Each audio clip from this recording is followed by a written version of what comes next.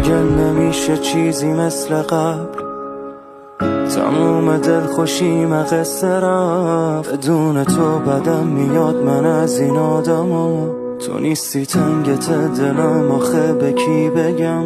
به جون تو این دیگه نفسای آخره، خودت بیا ببین اصلا نمیشه باورت. انقدر دوری حرفامو میگم به آسمون، ستاره هاش به جای من کنار ما همه.